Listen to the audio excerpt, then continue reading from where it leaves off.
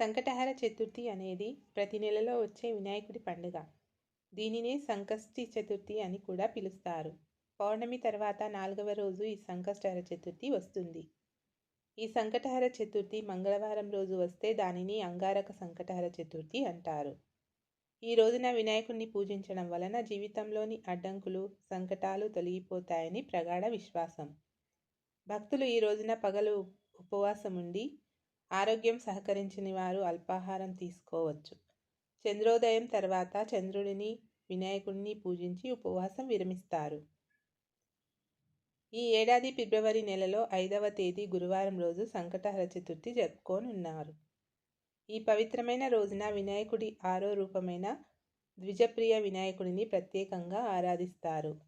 వినాయకుడు అంటేనే విఘ్నాధిపతి, అడ్డంకులను తొలగించేవాడు, తెలివితేటలకు, జ్ఞానానికి అధిపతి.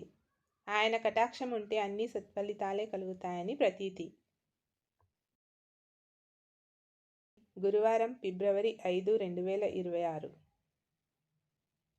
చతుర్థి తిథి ప్రారంభం ఫిబ్రవరి 5, 2026న ఉదయం 12:09.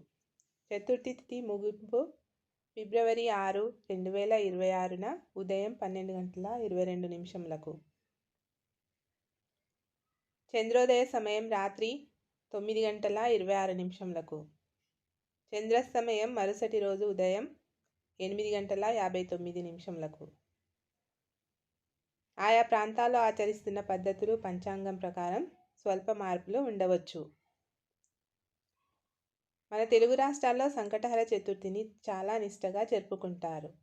సాయంకాలం వినాయకుడికి గరిక పూజ చేయడం విశేషం. నైవేద్యం గణపయ్యకు ఇష్టమైన ఉండ్రాళ్ళు, పాయసం లేదా నువ్వుల ఉండలు నైవేద్యంగా పెట్టాలి. ఆర్ఘ్యం వదలడం.